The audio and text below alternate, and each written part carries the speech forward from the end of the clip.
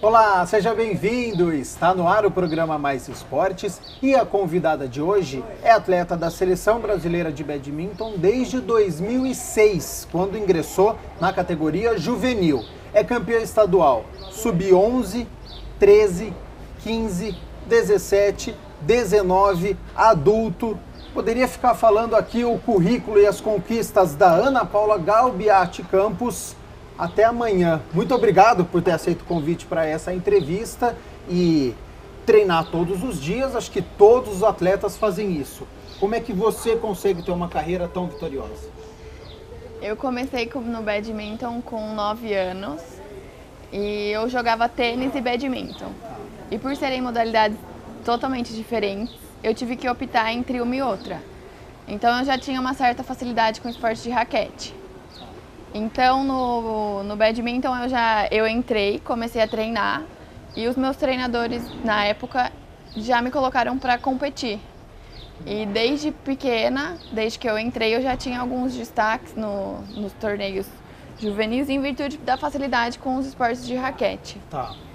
E 2006 foi meu primeiro torneio juvenil, foi aqui no Brasil, foi o Pan-Americano Júnior. Você tinha quantos anos? Nossa, 2013? 2006, 94, foi sub-13, tinha 12 anos. 12 anos. 11, 12 anos. Já começou a disputar torneio já? Já internacional, foi meu primeiro internacional e eu ganhei a medalha de prata na dupla feminina, sub-13. Ou seja, você começou com 9 anos praticando tênis ou o tênis antes? E 9 anos teve que escolher? 9 anos então, seu primeiro esporte foi tênis, com 9 anos teve que optar entre o badminton e o tênis e foi pro badminton. Para você, como é que você lidava com isso? Era um esporte que para você era apenas uma brincadeira, para você fazer alguma coisa? Ou você falou, não, peraí, eu tô indo bem, tô ganhando competição, é isso que eu quero para minha vida. Você já conseguia ter essa noção, mesmo muito jovem? Não, eu acho que naquela época eu não treinava todos os dias, os treinos eram 2 a 3 vezes na semana. Mas meus pais sempre me incentivavam e eu acho que pelo fato de eu ir ganhando, você vai empolgando. Criança motiva, né? Conquista toda vez. E o campeonato juvenil, ele é muito legal, porque reúne pessoas da sua idade, de outros países. Então, e é uma vez por ano. Então, o fato de eu ter visto isso em 2006 me motivou a querer participar de outros. Então, a partir de 2006 até 2012, que foi o meu último ano, eu participei de todos os campeonatos juvenis. Então, acho que a partir dessa habitualidade de campeonatos, eu fui criando essa motivação para seguir treinando e buscando novas competições. Aí você conquistou torneio sub-11, sub-13, sub-15, mas aí algumas dificuldades começam a aparecer. Carga de treinamento é uma coisa que aumentou muito? Aumentou muito. Com 15 anos, se eu fui em 2 festinhas, foi muito, porque sempre coincidia com o campeonato, ou eu estava me preparando para alguma competição e não podia dormir tarde, tinha que acordar cedo no dia seguinte. Tinha uma vida de atleta. Então eu abdiquei de muita coisa. Festa de 15 anos, eu não podia ir, eu não podia sair para as baladas, eu não podia ir nos churrascos. Eu não fui em formatura de 8ª série, porque coincidia ou eu estava treinando.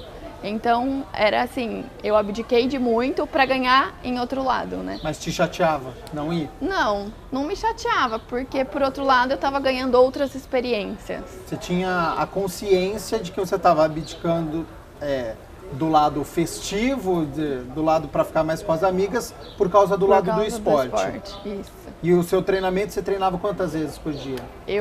A partir do momento em que o badminton se tornou praticamente uma profissão, eu treinava de segunda a sábado, e de segunda a sexta era de manhã e à tarde. E de sábado era só o período da manhã. Épocas de competição, às vezes treinava de domingo ou sábado à tarde, em virtude das viagens. Mas era de lei de segunda a sábado. Você nasceu em Campinas, toda a sua trajetória foi na cidade? Foi, nasci em Campinas, sempre joguei pelo Clube Fonte São Paulo, sempre treinei aqui e treinava na seleção brasileira quando eu fui convocada para integrar a seleção. A sede da Confederação Brasileira de Badminton é aqui na cidade. Fazendo uma comparação com outras cidades do país, Campinas é quase que uma cidade modelo, é a cidade pioneira assim no esporte? Campinas e São Paulo concentram uma grande parte dos atletas de alto rendimento são de Campinas e de São Paulo. Então acho que é um polo, sim, na cidade de Campinas. Falando um pouco sobre a sua trajetória, eu estava lendo aqui, você já visitou não, né? Já competiu na Espanha, na Rússia, na Coreia do Sul. Conta um pouquinho para mim a idade que você tinha quando você visitou esses países e deu para você aproveitar um pouco a cultura, deu para ter uma noção de onde você estava ou o foco era tão grande no badminton que agora que você tem noção do que você fez? Essas competições para a Espanha, para a Rússia e para a Coreia, elas foram recentes, que eram todos campeonatos universitários. Tá. Tiveram 2 universidades, que é a Olimpíada Universitária, e um campeonato mundial, que foi na Espanha. Os outros foram as universidades. Então você se deparava com atletas teoricamente universitários. Tá. E eram níveis altíssimos a competição. Tinha os melhores atletas no ranking mundial competiam numa competição universitária.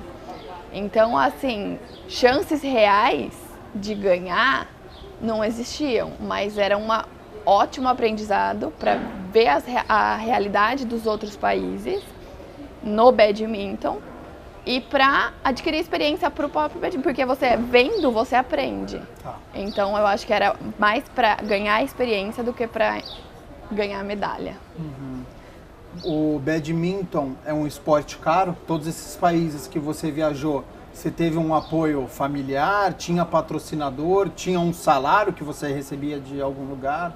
No começo, nos torneios juvenis, até eu fazer parte da equipe, que existem 2 torneios, o individual e o por equipes.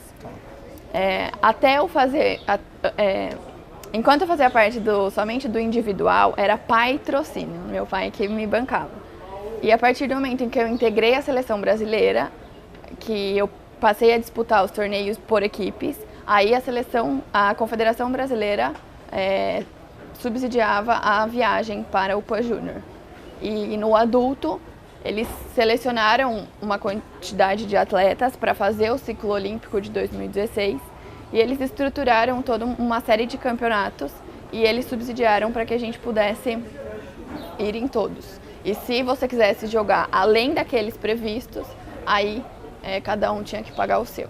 Se você quisesse disputar uns Jogos Olímpicos, um campeonato pan-americano, você tinha que disputar praticamente todos os torneios. Isso. E aí a quantidade de dinheiro é algo fora de realidade? O badminton, ele tem circuitos, né? São vários torneios. Então existem torneios na América, existem torneios na Europa e existem torneios na Ásia. E cada torneio tem uma pontuação diferente. Então você pode jogar só na América, mas chega um momento em que você precisa sair daqui para buscar mais pontos na Europa e na Ásia. Então, por mais que você fique aqui, que os campeonatos, as viagens é mais em conta do que você ir para a Europa e para a Ásia, chega um momento em que você tem que abrir esse seu leque. Muitos atletas fizeram aquele crossfunding, vendia rifa. Você chegou a fazer alguma coisa para disputar algum torneio? Não precisou? Não, eu tenho a Bolsa Atleta, né, que é o incentivo do governo, e fiz parte também durante 3 anos da Força Aérea, e a gente ganhava salário referente ao cargo na Força Aérea, e eu acho que isso me ajudou bastante nas competições extras que eu quis participar, e com isso eu pude participar dessas competições. De 2014 a 2017, você foi atleta militar. Como é que surgiu esse convite da FAB? Eles te procuraram, você procurou o Exército? A Força Aérea ela abriu um edital para diversas modalidades para integrar o quadro de terceiro sargento temporário em virtude dos Jogos Olímpicos Militares. E daí a gente teve acesso ao edital e a gente montou o book, que era o que eles pediam, com todas as conquistas, com a carreira, com a trajetória, e todo mundo podia participar. E daí eles elegeram, dentre aqueles que enviaram, dentro do número de vagas que eles tinham disponíveis, aqueles que se enquadravam melhor. E daí eu fui contemplada nessa seleção pelo edital. Você tinha algumas obrigações com a FAB? Sim, a gente teve que ficar lá durante um período para aprender a rotina militar, disciplina, como funcionava o quartel. A gente precisava ir uniformizado para receber medalha, subir no pódio, tinha postura durante o hino nacional. Tinha que bater continência durante o hino? Tinha que prestar continência durante o hino. Isso para você era algo tranquilo ou que você fazia meio obrigada porque estava representando a FAB? Não, era tranquilo. Nada. Não via nenhum forçado, problema não. em fazer isso? Não. Agora, você, paralelamente a essa carreira de atleta vitoriosa, campeã em todas as categorias, paralelamente você está fazendo o curso de Direito. Aquela pergunta que acho que todo mundo já deve ter feito para você. Por que não Educação Física?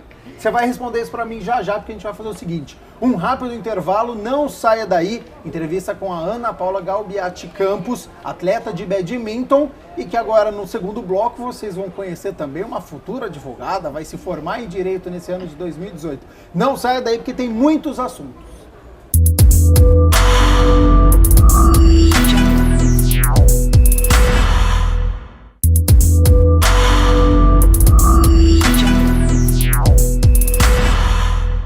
Voltamos com o segundo bloco do programa Mais Esportes. Hoje eu estou entrevistando a Ana Paula Galbiati Campos, 23 anos, mas que desde os 10 anos de idade já conquistou aí todos os títulos nas categorias do badminton.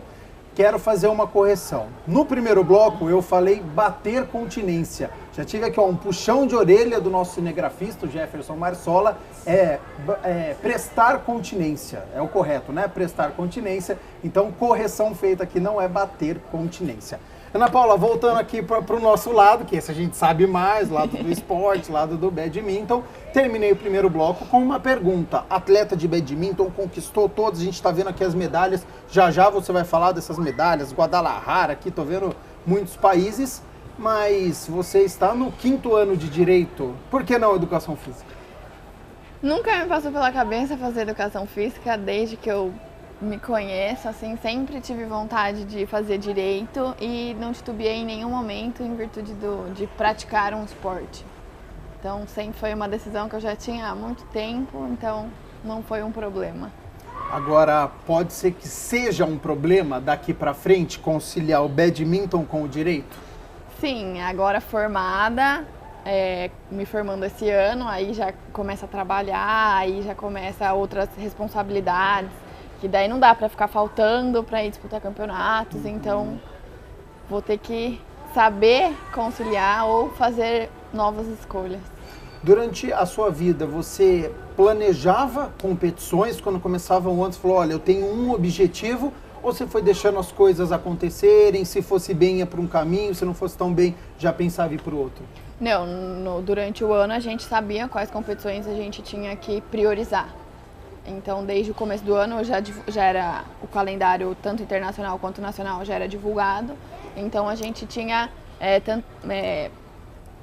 a gente sabia quais campeonatos priorizar e os treinamentos eram em função disso também, não era para qualquer coisa, então a gente tinha em mente o que a gente precisava fazer. E essa incerteza sobre o futuro é algo que te preocupa? É algo que está fugindo do seu controle? Toda vez que a gente sai da zona de conforto é complicado, né? Viver desde os 9 anos só pensando em badminton, agora eu vou ter que pensar em outras coisas, então dá medo, incomoda. Você, no primeiro bloco, você falou que chegou a treinar de segunda-feira até sábado. É um esporte de alto rendimento, treina-se muito. Lesões, teve? Eu já estirei a posterior, faltando 3 meses para um campeonato pan-americano. Aí eu fiquei de manhã à tarde à noite, de domingo a domingo na fisioterapia para ver se eu conseguia. Consegui, participei, joguei, só que eu tive que, durante o campeonato, eu senti muita dor e daí eu tive que desistir de umas categorias. Então eu joguei só a categoria de dupla, a individual eu abri mão em virtude de não piorar uma lesão que não estava 100% cicatrizada. Tá. E recentemente eu rompi parcialmente o tendão do ombro e também fisioterapia de manhã, fisioterapia à tarde, não posso parar porque se eu paro as dores voltam, sinto dor ainda em alguns movimentos. Até hoje? Até hoje. E atleta é assim. Tem que saber lidar com as costurar. Dores. Então. Durante a sua carreira, você treinou muito e eu quero abordar a questão da estrutura. No badminton, o que é considerado uma estrutura ideal? Eu acho que todo esporte a gente precisa de acompanhamento profissional.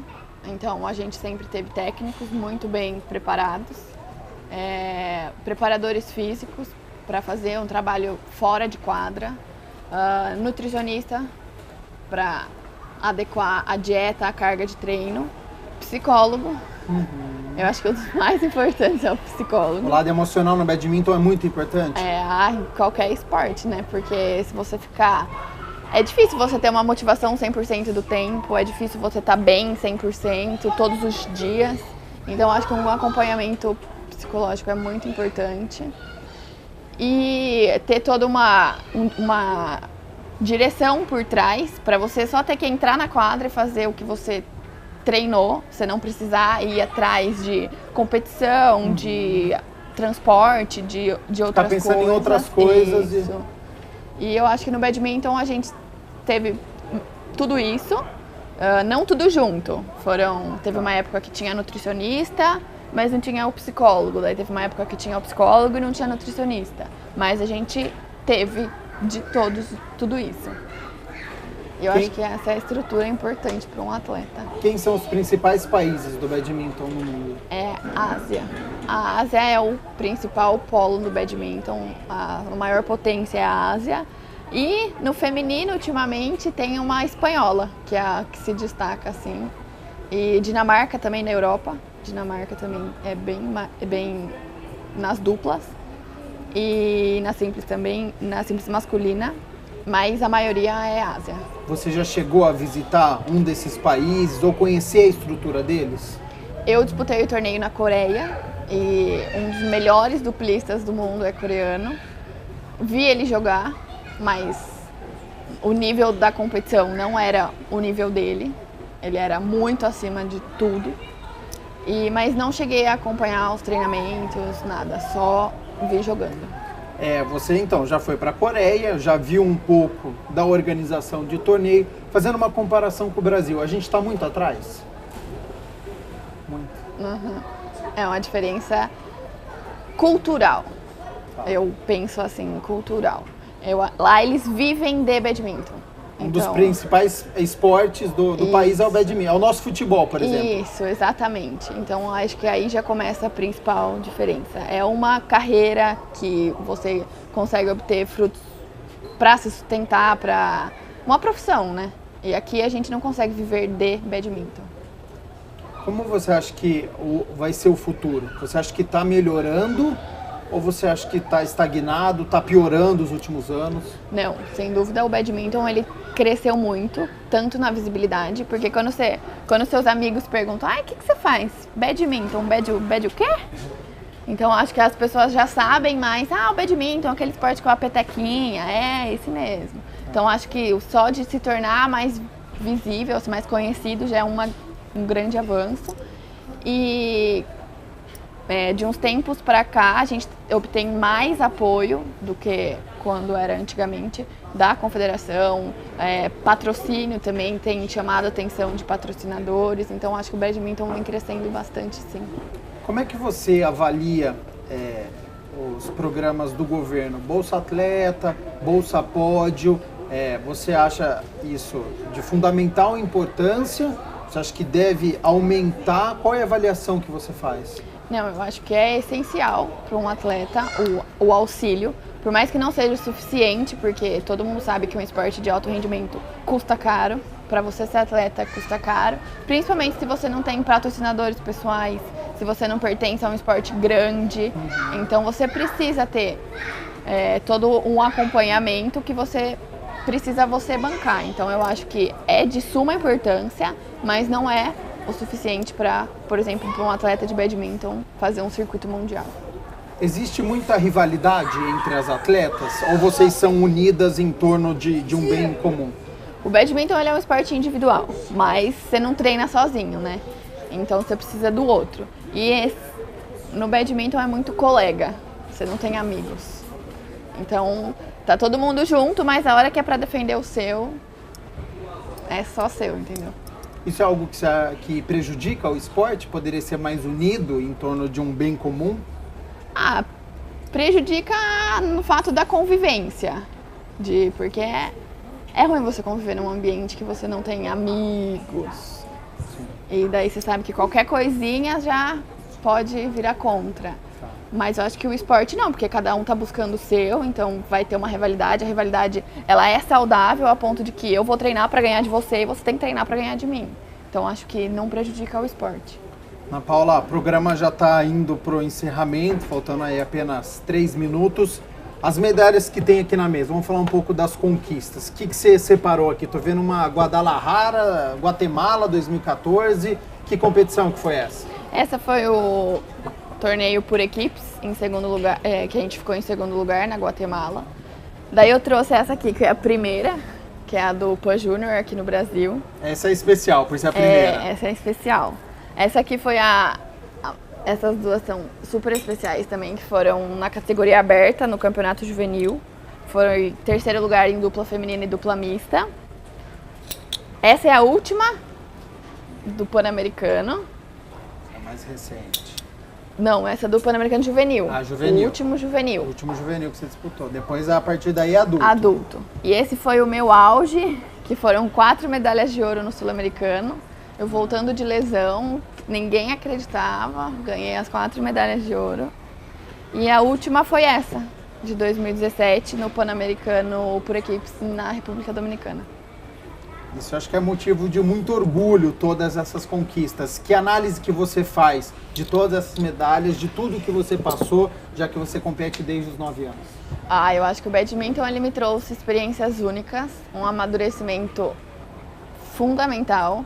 Eu me vejo uma pessoa muito mais adulta do que quando eu comecei, me trouxe visões diferentes de tudo, do que esperar, do que fazer, me trouxe muita disciplina, me trouxe cumprimento de regras, de prazos. Então, assim, eu não tenho problemas com estudar e treinar, eu não tenho problema com entregar dentro do prazo, dedicação, concentração.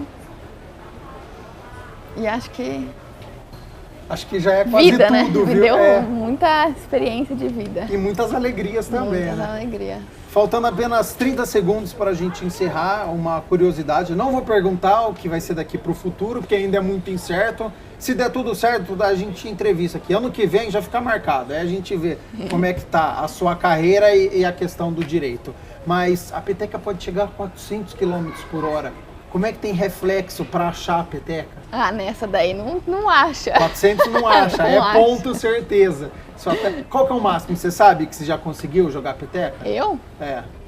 Nunca Não mediu tenho isso. ideia. Mas não metade é muito disso? forte. 200? Acho que não. É mais técnica que velocidade? Força nunca foi meu forte. Pô, mas não precisa de força, isso aqui de medalha já mostra que tem toda a técnica. Ana Paula, muito obrigado por essa entrevista e até uma próxima oportunidade. Obrigado, eu que agradeço. O programa Mais Esportes fica por aqui, prometendo voltar na próxima segunda-feira, sempre às 11h30 da manhã. Até lá!